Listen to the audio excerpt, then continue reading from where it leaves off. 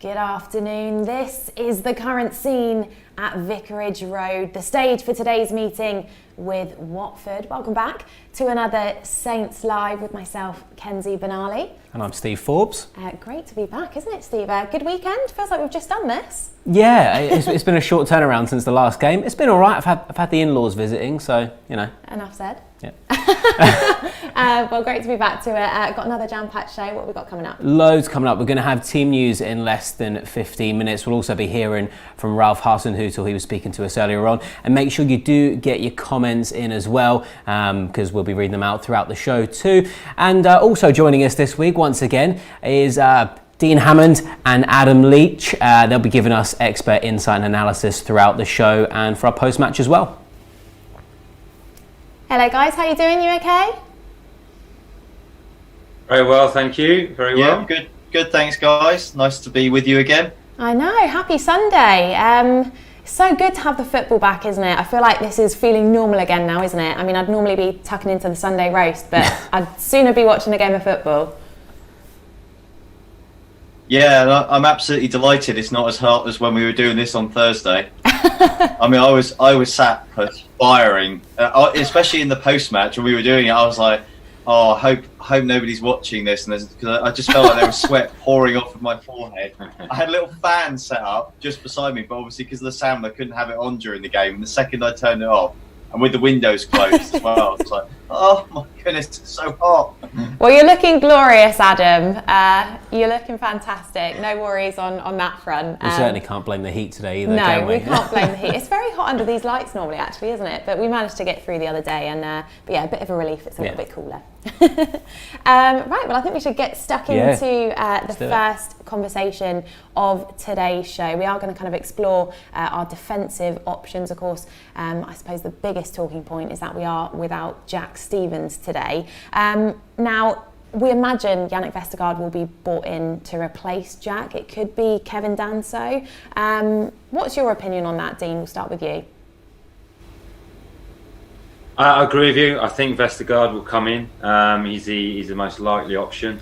A good physical presence as well. Obviously playing Watford, a physical team, a strong team. Be very competitive with Troy Deeney. He's aggressive. He enjoys the physical side of the game, and also it'd be good for, with James Ward-Prowse and the team. Hopefully, with his delivery, he's a good attacking option for set plays in the opposition box. So I expect him to come into the team, and maybe potentially a couple of other changes. Yeah. With Vestergaard, what would you say his main strengths are and his weaknesses? He's had some great performances throughout the season, but he's also maybe been criticised at times. So what would you put his main strengths to and his weaknesses as well, Adam? Well, I mean, he's a pretty wholehearted, committed type of character, and I guess he sort of throws himself at things. He throws his body in the way of things, and sometimes, I guess, due to his size of being such a strapping lad, as Dean said, occasionally I think he commits a little bit too early, and that's been a problem. You can be a little bit rash at times. I also think, again, probably due to his size, which gives him so much advantage in both penalty areas and up against big, strong strikers, the problem can be he can be occasionally a little bit cumbersome on the ground. He's a little bit slow to turn sometimes. On the ball, occasionally he can be a little bit ponderous. So I think there are plenty of things for him to work at his game, but I think he's one of those guys that he's sort of, the Premier League has been a big learning curve for him, I think, and there's a lot of potential in there, and every manager would love a centre half of that kind of physical stature, just due to what they can bring to the team.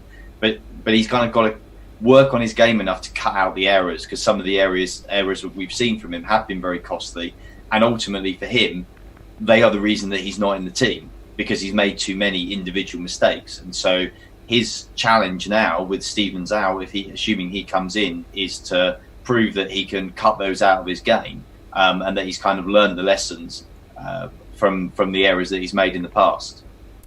Yeah, Stephens and Bednarek have certainly formed quite a formidable partnership, really, haven't they? How much of a miss will Jack be today, Dean? I think he will be a miss, because with Jack, he's got a lot of quality on the ball. He's good at coming out of the back, driving out from the back four to start possession, to start attacks. He's got a penetrating pass like we saw against Arsenal. The ball over the top for Shane Long, which creates an opportunity. He also reads the game very well. If you watch his game, he intercepts the ball. He anticipates a pass or a movement of a striker. So he's done very well, Jack, and it's a shame that obviously he's got the suspension, because I think he's getting better and better each week. He's had a good season. He's gaining the experience, and he's getting that maturity in his game where he's making players around him better. Obviously got improvements, like every player, but he's had a good season, and it'll be a miss today, because I think their partnership and them two, they work well together. They helped each other, had different qualities. So yeah, it'd be a miss, but like I always say, it gives another player an opportunity to come in and prove their worth. Yeah, Bednarek. I'd say the other thing I'd just say about... Sorry, Steve, I was going to say the other thing about Jack as well. I would just add is that he's another one. We've talked about one or two of the Saints lads who have kind of gone through some difficult times and faced some adversity and then have come back stronger. And I think Jack's another one of those guys. I mean, he obviously came in to the team, did well, and then a bit like Vestergaard in a sense, some individual mistakes, a few errors that cost him his place in the team. And I think for a while we sort of thought he was going to probably be surplus to requirements and on his way at some point, but he's really kind of picked up his game again and made himself a real first pick and a mainstay in the team, and by doing exactly what we've talked about with Vestergaard, kind of knuckling down, using the strengths that Dean described, that I wholeheartedly agree with, Jack's strengths, but also sort of minimising the chances to make errors. I think that's what he's done well. He's kind of cut out some of the risks that he would have taken before, and that's been really significant for him. So it's kind of an interesting parallel in some senses with the Vestergaard situation, because it's not dissimilar to where Jack was not all that long ago before he sort of managed to make himself this fixture alongside Bednarek. Yeah, well, if it is Vestergaard, he hasn't played alongside Bednarek since November, and that was in a back three. So is that going to pose a problem if it is those two today? Sorry, I should say who. I think they're probably versatile. Or Adam, you can both have a go. I think, like Adam was about to say, I think they're both versatile. They're good players. They're top players. They're Premier League players. So they will adapt quickly. Training would have been important since the Arsenal game to, try and form a partnership reasonably quickly. They would know each other. They've played together before. They will train with each other day in, day out. But communication and being vocal between each other will be very important, because there's obviously a difference from playing a back three to a back two. But again, both of them bring different qualities. Both like defending. Both are reasonably aggressive. So it's just how they will adapt without having Jack in the side to start possession, to feel comfortable on the ball, to bring the ball out of defence. Whether that will maybe potentially stop the flow of Southampton, I don't know. But it could be a different type of game today as well, because Watford are very physical, direct. So it's going to be a battle for them two. And it'll be a good test. And if they can come out of it and they can form a partnership, they may play the rest of the season together. We're looking at some different options then. Ralph's alluded to both Kevin Danso and Carl Walker-Peters needing to prove themselves as their loan spells come to an end. Do you think that we'll see either of them coming on, and the minutes will be important for them at the moment? Yeah, I mean, I would think that I think that there will be quite a lot of players that will get a chance, assuming the Saints get themselves over that 40-point mark and they feel like they're safe. It's then the perfect time to experiment. I mean, even with Vestergaard, there's been a lot of talk about Leicester in particular being interested in signing him. He's obviously not, at this point in time, first pick with Saints, so probably having a look at him is no bad thing again for Ralph to kind of think of whether that's somebody they'd cash in on, so they had some more money to spend, or whether he's somebody they want. Walker-Peters likewise. Danso, the guys are sort of going to have deals, loans expiring. You've got to take a look at them to make a decision, really. I mean, when you look at Danzo, we've barely seen him, to be honest with you. I mean, thus far, it's not been a good signing because he's barely played. And, you know, I feel sorry for him because he came in and kind of got played out of position immediately, even though he was sort of signed as the player that was really felt there was a clamour to get another centre half in. Then he came in and had to play left back, basically. Played across the back four, barely really got a chance at centre back, and kind of has just been out of the picture ever since. And I think it's time for him to probably have a few games at some stage, once safety is assured, to actually take a look and see whether this is a guy that they're interested in or not. Walker-Peters likewise. I mean, with Cedric having gone, they obviously going to need another right back. We've seen some pretty up and down form from Jan Valery. He is a young player, that's to be expected, but they obviously are going to need somebody else in that role. I don't think they can just solely rely on Valery. And so is Walker-Peters the long-term option or not? Ralph's really got to take a proper look at him and make those decisions now, so they can make some signings in the off-season. Yeah, we'll find out what the team's going to be very, very shortly. But first up, speaking of Ralph, we spoke to him a little earlier on. If I can just ask you about any team news. I know Boufal wasn't involved before. He tweeted that he's got a thigh injury. Can you just give us an update on him, whether he'll be available for Watford and any other concerns you might have? I don't know. I haven't seen him today, so don't know the latest information about him. We know that Pierre Heuberg was a little bit injured yesterday when he stepped off with an ankle injury. We don't know if it's enough. We will definitely have a few fresh players, I think, for the weekend, because it was quite an intense game and a very high temperature ground. And I think on the weekend we need fresh players. We need players with good attitudes, and because we'll face an opponent that is fighting for his life, and this is a tough game for us.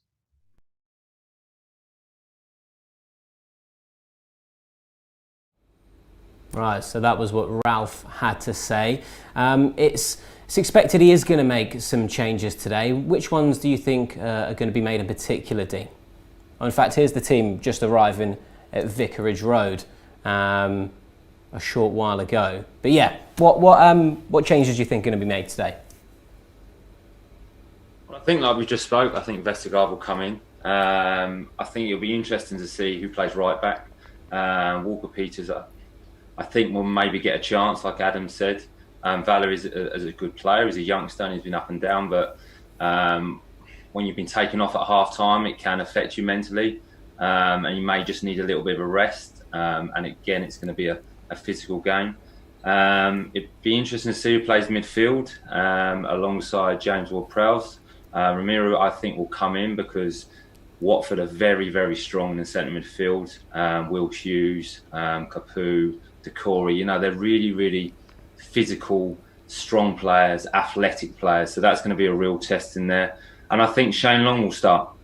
I think him and Danny Ings up front playing together will cause Watford a lot of problems. And that's Watford's weakness. Defensively, they're not great. They're a little bit more solid now. They don't concede a lot of goals, but they'll give you opportunities and they'll give you chances. So them two up front partnering each other, I think, will be a force and the main threat for Southampton against Watford.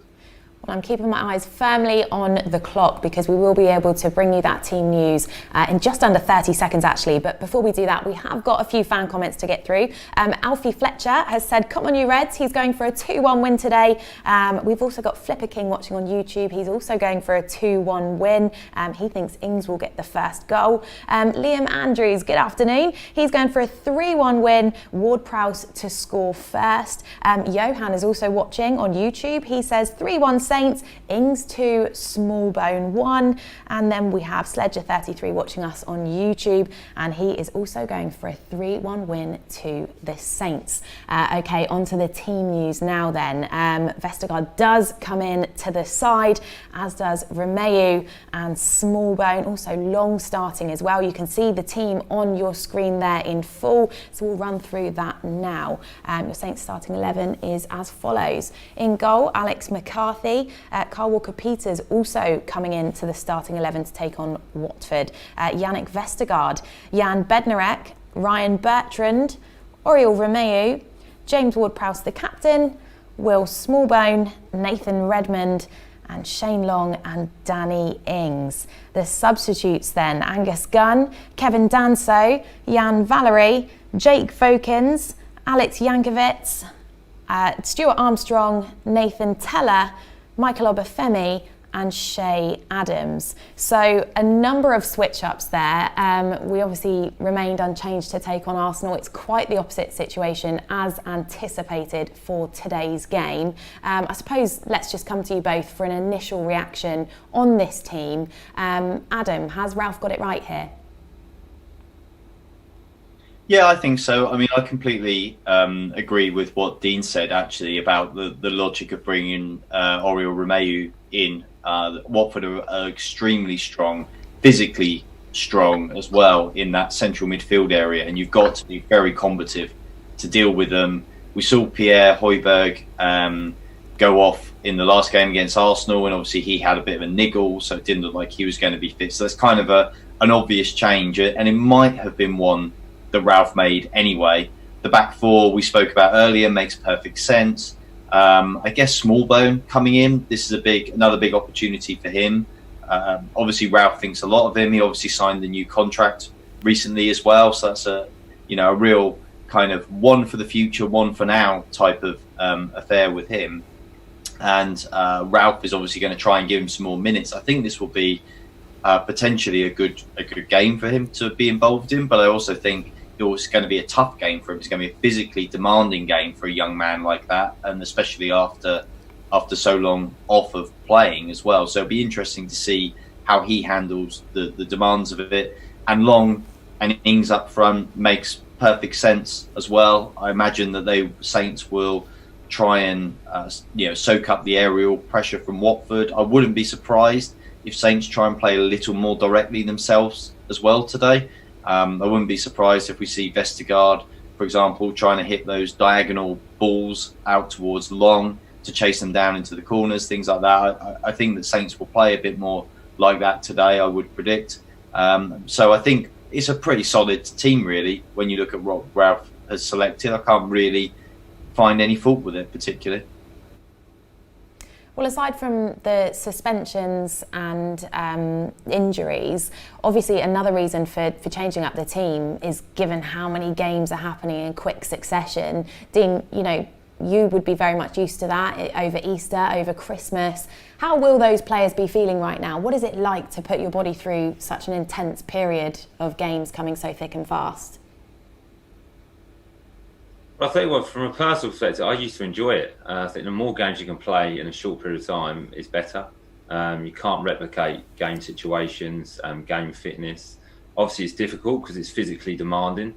But as players, you prefer playing games than training. And the more games you play, you work a lot less in training. There'd be more recovery sessions on the bike, massage, walking through, team shape.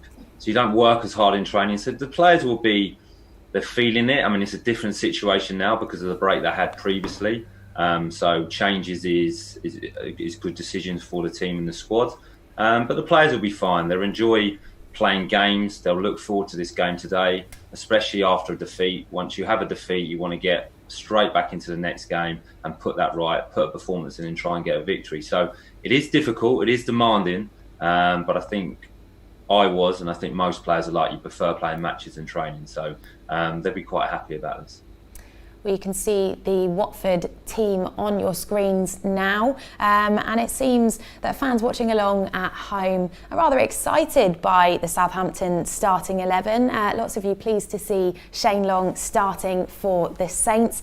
Sean James has commented on Facebook. He said 6 seconds for Long to score. Yes, of course, Shane Long broke the record against Watford last season for the fastest Premier League goal, and it's here now, 7.69 seconds.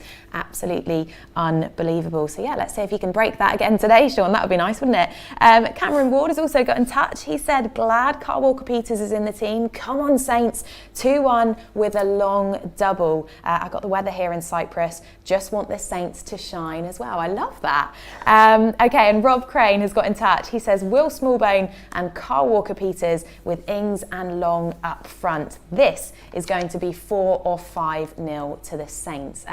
So really, really confident from the fans, Steve. They're feeling really, really up for this game. Yeah, definitely. As well, I think they should be too. I mean, we did play them earlier in the season at St Mary's, and that was 3 points to the Saints. So we're going to have a little look at some of the highlights from that game now. We have a huge evening ahead. Tension in the stands. Genepo keeps it in, finds Cedric. He gets the early crossing. Headed half away by Mariappa. Højbjerg will hit the volley and it dips over the bar. No, it's all been a little bit tense then. That long, easy throw from Watford in the back pass is poor. And now Sar's got another chance from a back pass, and this time he makes no mistake. And Watford ring the boos around St Mary's from the Saints fans because they have the lead. It's going to be whipped into the penalty area by Holobas. High hanging onto the back post and the volley and a brilliant save. Great save from McCarthy. Too much room. The ball's come over such a long distance and still the player was allowed to watch it drop. Now ball in from Boufal is clever and he cracks it again in the box on the left. He pulls it back and it's going to be hit in the crossbar. I thought Shane Long had scored. He had to scoop it left-footed towards the far post. Support from Ward-Prowse. He crosses. Ings at the back post, hooks it back to Shane Long and it's off the line. Genepo's picked it up. He's in the box on the right, skips round two. It's a great run. Genepo towards Ings. Yes! Danny Ings has got another goal for Southampton. All set up by Moussa Genepo. Four-man wall. Foster there, about 4 yards outside the box. Ward-Prowse lifts it and he's got it in as well. He did find the time to deliver. Cometh the hour, cometh the man. And Michael Oliver blows his whistle. There we go, highlights of our 2-1 win over Watford at St Mary's. Probably the biggest talking point there was Genepo's unseen handball. It wasn't picked up by VAR. Lucky to get away with that one, Adam? I don't think any Saints fan has a lot of sympathy with Watford over handballs after the incident at Vicarage Road a couple of years ago, where last minute Decore has basically whacked the ball across the line with his arm. One of those that had VAR been around then obviously would not have stood. So honestly, yes, probably a bit fortunate, but I don't think there was too many Saints fans losing too much sleep over that one. I think that was sort of what they call rough justice there. I love that you've just got that embedded in your brain. He truly is a Bible of knowledge, Adam. You're not letting them live that one down, are you? Let's kind of talk more deeply then about Watford. They've only won one in their last 10. That did actually happen to be Liverpool, which is pretty impressive. But what does that tell us about them? They are struggling and they are very much in that relegation battle. Dean? I think it just shows they're inconsistent. The change of manager. I mean, Watford are quite well known for changing their manager, whether it's start of the season or in between the season. They've done that again. That can affect the players. It doesn't help. A new manager can come in. Nigel Pearson can come in. He changed the formation, changed the philosophy, changed the way the players want to play, and he has to do that in a short period of time. So to try and win games is difficult. But obviously when he first came in, he did have that effect where players would maybe run a little bit harder, work a little bit harder and longer in training and in games, and that's slowly worn off. But you know, they've shown the signs of a team that are down the bottom. They're not scoring a lot of goals, they're conceding goals, they're not losing by many. Games are quite close, but they're a physical team. They're not the most creative, the most fluent team. But they can grind results out, and they've got a strong core down the middle of their team. Dawson, Kapure, Decore, Deeney up front. So they're strong down the centre. I just think they're quite weak in wide areas and fullbacks. So I think that's been the issue for them. Not scoring enough goals and conceded too many, which is like most teams down the bottom of the league. Yeah, when you talk about their key players there, the likes of Decore, Deeney and Gerard Deulofeu, is that where you expect their main threat to actually come from, Adam? Yeah, I mean, obviously Deulofeu, I think has been out, and that's been a big miss for them because he's got that X factor, he's got that extra creativity, and I think most teams in and around the bottom of the table, you can't afford to lose a player that if you've got one that's kind of got something a bit extra in terms of quality. Otherwise, I think the danger for Watford is that they can be at times just a little bit one-dimensional. It can be a bit of a battering ram approach when you've got Deeney up there and you don't have a Deulofeu type in the team. They've got Pereira, who can kind of do a little bit as well. He's a bit tricky. They've obviously got Welbeck. I think he's on the bench today, I think we saw. So that's kind of another option for them to bring on. But I think for Watford, there were plenty of threats in their team, but it can sometimes be it is kind of trying to steamroller teams into submission in a way. And I think that though that will get you some success, and obviously being defensively tight as part of that is important if you're down the bottom, if you're not going to probably score too many goals, which is kind of the position that you feel like Watford are moving towards at the moment, then it's always going to be a bit of a struggle to really lift yourself out of that danger zone, because you're kind of picking up the odd win rather than likely to get on any sustained run. And really, since a bit of a honeymoon period when Nigel Pearson first took over, that's the position really they found themselves in. Yeah, that kind of leads me nicely on to my next question, really, Adam. Nigel Pearson certainly has his work cut out for him. You can see Watford there in the table sitting in 16th place. Dean, you know what it's like to play under Nigel. What was he like as a boss? Excellent, really, really good. His man management skills are fantastic. One of the best managers I work with. He brings a spirit to the squad. He brings a togetherness. And he's very consistent in his message, very level-headed. He doesn't get too high or too low. But he has, like I said, he has that presence. He's a strong man. His attention to detail within the squad or the players or the formation is excellent. I just think one thing they're struggling with at Watford, unfortunately, is that Nigel likes to play two strikers up front. He likes to have a partnership. We had that at Leicester. I think he would like to get that at Watford, but due to the fact that they're conceding goals, he's had to go a little bit more solid, and to the players that he's potentially got. But no, he's a good man, Nigel, a good footballing man, and one of the strengths that he does have, he has good people around him. He's very aware that he needs a good coach with him and good advice. He likes people's opinions. He likes players to have an opinion. But yeah, one of the best managers that I worked with in my career. Adam, watching from the stands, what did you make of Pearson's time on the South Coast? Well, I mean, he was at Saints in a pretty difficult situation, to be honest. They were kind of being sucked towards a relegation battle. He probably struggled initially, I felt, to really kind of... There wasn't a lot of forward thrust and momentum in the early period of his time there, and they sort of a bit like we saw at Watford, where he did get that forward thrust. It didn't quite happen at Saints in exactly the same way, and there was sort of a bit of up and down. But then, of course, they had the dramatic game against Sheffield United at St Mary's, where they secured survival.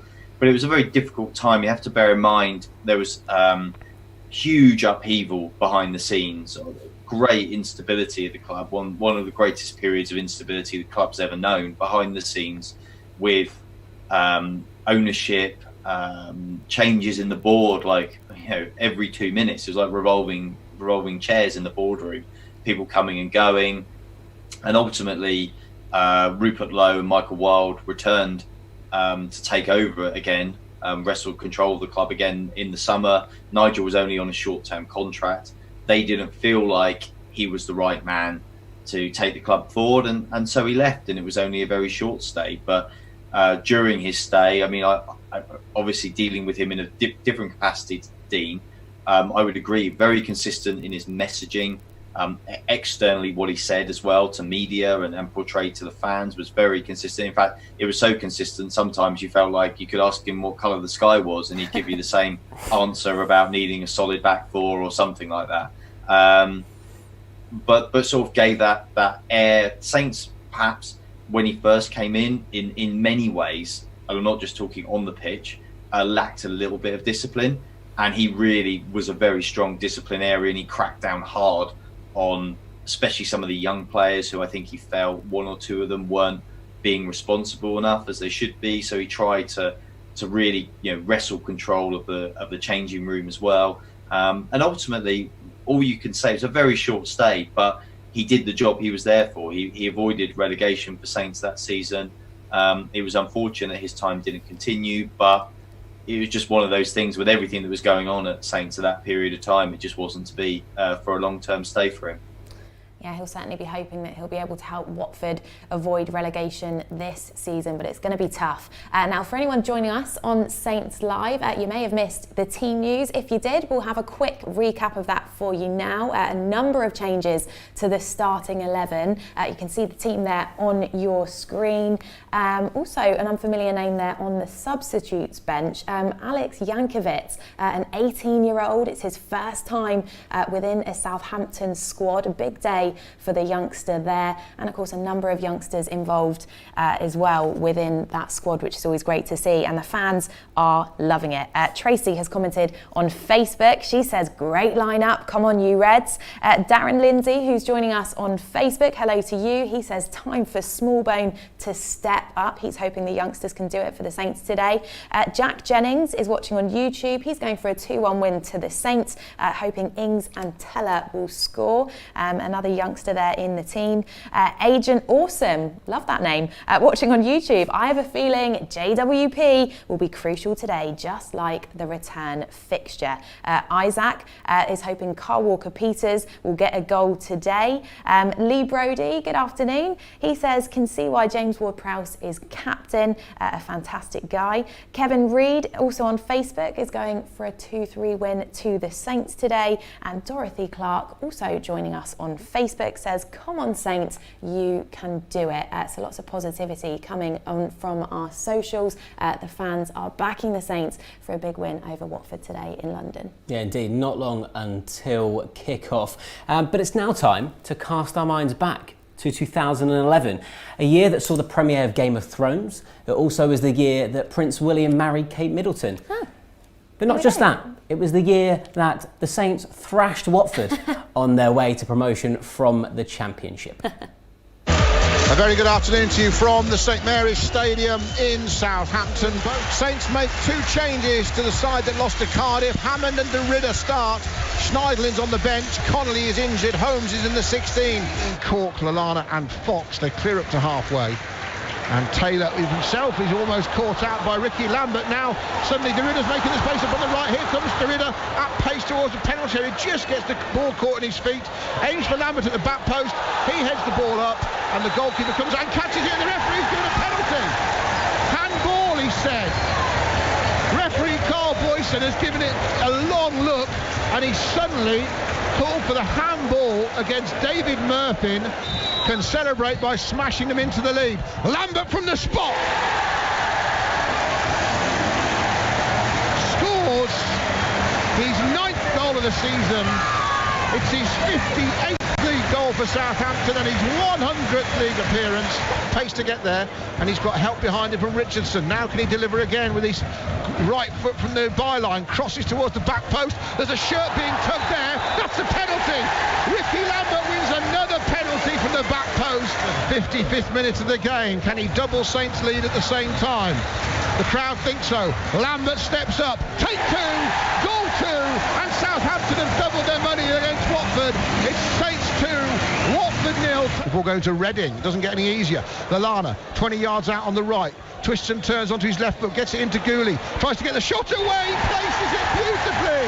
Oh, Gooley do Prado, calm as you like, just looked up 12 yards out, picked his spot. They didn't shut him down, and he just slid it past Gil Martin. It's his 4th of the season, and a lovely ball from Schneidlin, pinged onto the chest of Holmes. Holmes will attack the penalty area, 20 yards out, low shot, he scored! Lee Holmes, in his first league appearance for nearly a year, has scored with about his 2nd touch back, and Saints have 4-0 up against Watford, drifted onto his left foot and hit it sweetly past the outstretched hand of René Gilmartin. Southampton 4, Watford 0. What a moment for Lee Holmes. A classic match against Watford that, Dean, you actually played in, and that performance really typified that season for the Saints. Watching those highlights back now, what kind of stands out for you? It was a hot day, a bit like the Arsenal game at the weekend. That we had a little bit of luck initially in the game with the first penalty. I'm not sure it's handball, but obviously we'll take every opportunity, and it was good for us. But you know, playing Watford that day, it was quite. I know it sounds silly, we won 4-0, but it was a reasonably tight game until probably the last 20 minutes of the game. I think we had another penalty, which was typical of how we played, getting the ball wide, keeping possession. A deep cross to the back post where Ricky Lambert would be to, I don't know, head for goal or head back into the box for a runner. And it was typical of us. I think we just come back off a defeat at Cardiff away. And, you know, we bounced back with a victory. But a good performance that day where the last 20 minutes was really enjoyable. I can remember we kept possession, really tired out Watford. They were a big team, big physical presence that day. So a good victory. Lee Holmes, I remember scoring, coming on and curling one into the bottom corner. Again, I think got a little bit of a gift from the goalkeeper, could have done better. But no, a good day and great memories and a fantastic season. So yeah, really nice memories. Adam, I presume that you were in the stands covering that game during your time with the Southern Daily Echo. The first penalty, the awarding of it, is it a bit dodgy? Yeah, a bit dodgy, but I agree with Dean. I guess you take what you can get, and it's funny, isn't it? Because I wonder whether we'll be having these conversations about matches in another 10 years. Now we've got VAR. It hasn't cleared up everything, so maybe there's still some debating points. But it is strange now when you look back and you see decisions that you think, probably wouldn't get that one these days when the video reviewed it. But as Dean said, when you're playing, you just take everything you can get. So you appeal for everything and hope that you get something at some stage. It's funny, these handballs always seem to happen against Watford. Very strange. Dean, you mentioned Lee Holmes. He scored the 4th goal in that throwback game. Another man who scored the 3rd goal was Gulli de Prado. He was certainly very much a cult hero here at the club. But what was he like as a teammate? Excellent. Really good character. When he first came into the club, couldn't speak a word of English. Used to just speak to Jose Fonte all the time, but a confident guy, even though he couldn't speak the language. But technically brilliant. You know, really, really good in training. Worked hard in training. Took him a bit of time, I think, for him and maybe the coaching staff to find his best position, whether that was wide right or a centre forward. Scored some really important goals. Worked at his game. And a really nice person to be around. And, you know, when he learnt the language, he joined it with the players. And like you say, he's a cult hero at the football club. But he was good, Gulli. You know, there's a few of us in training that set the tempo and set the standard. And he was, how do I put it, very aggressive in training, liked to tackle. For a forward player, there was a few moments in training that got a little bit heated. But it was good. It was good for the competitive side. So, no, a great guy, Gulli was. What about you, Adam? What do you reckon? Deserving of his cult hero status? Cult heroes kind of made for somebody like Gulli de Prado. That kind of tag, I think, it's kind of, yeah. I mean, I guess actually on the pitch, perhaps we saw. I mean, Dean's talked about a great consistency in training. We probably didn't see quite such consistency in performances from him on the pitch. It was kind of a bit more in and out at times, I think, and in and out of the team to a degree as well. But I think a little bit of magic in his boots, really, and I think that's kind of what the fans loved. He was hardworking, even when he played as well, despite you associate that sort of mercurial flair type player with perhaps being a bit lazy, but there wasn't a bit of that with him. And I think the thing that kind of made him a cult hero in a way was the fact that he sort of played with his heart on his sleeve a little bit. It was never, you could always tell kind of what he was thinking. There was often a smile on his face when he was playing. He obviously enjoyed being a Southampton player, and that's the kind of thing the fans love. It's not just about what you actually physically produce.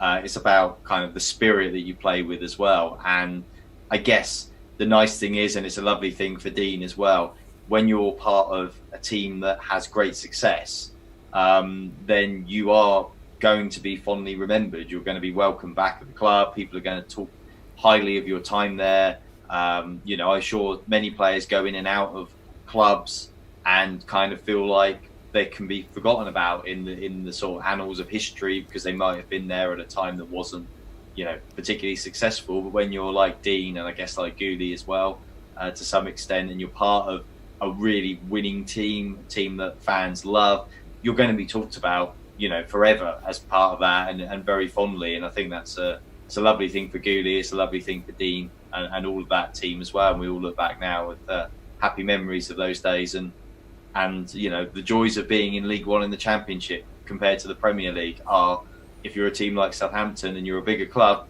you win a lot of games, and winning games is fun. Fans love it, players love it, everybody's happy, and that's kind of the joy of looking back at those times at Saints.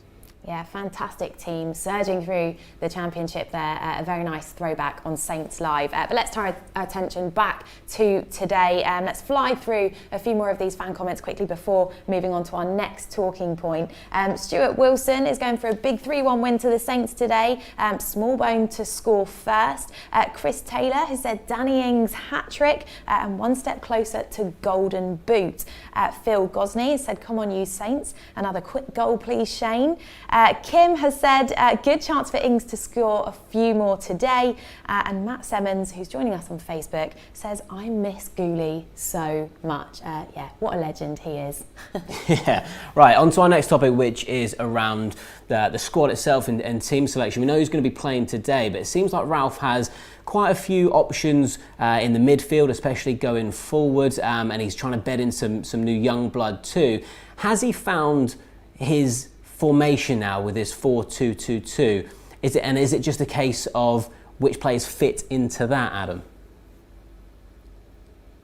Yeah, I mean, he was itching to play that formation from the moment he arrived. I mean, there's no great secret from his point of view. That's what he wanted to do. The problem was, I think he tried it, as I seem to recall, very early on, and kind of decided, I don't have the personnel for the situation we're in to make this work. Obviously, battling against relegation when he first came in, so he kind of had to kind of, almost the attitude was, I've got to do what I've got to do first of all. Then once I've achieved that, then I can move on to kind of the blueprint of how I think we can progress.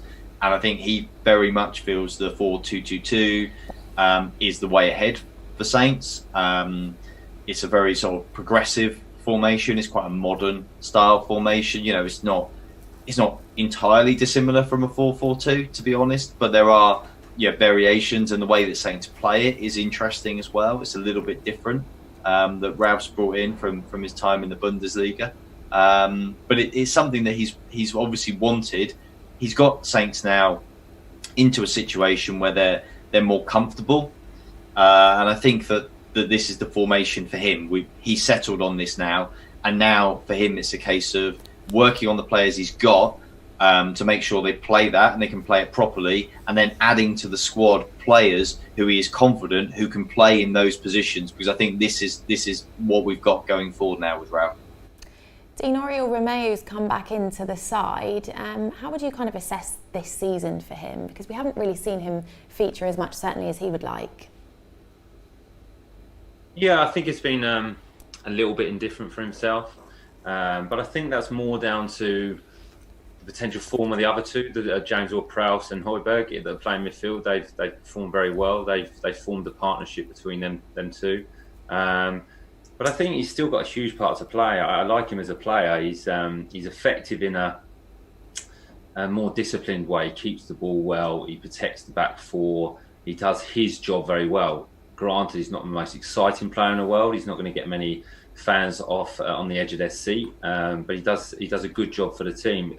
Yes, like every player, he would like to have played more this season, and he probably believes he could have had an effect on games and the season as well, and he'll be a little bit disappointed. I think he started maybe 9-10 games this season, but have made more appearances, but he's a good player and he's valuable to the squad, and you need players around that, and I think he's still only 28 years old, something like that. So he's coming into his prime. So he's still got room to improve and room to grow into an even better player. But he'd be disappointed he's not played more games. But he gets a chance today to perform and prove himself to the manager.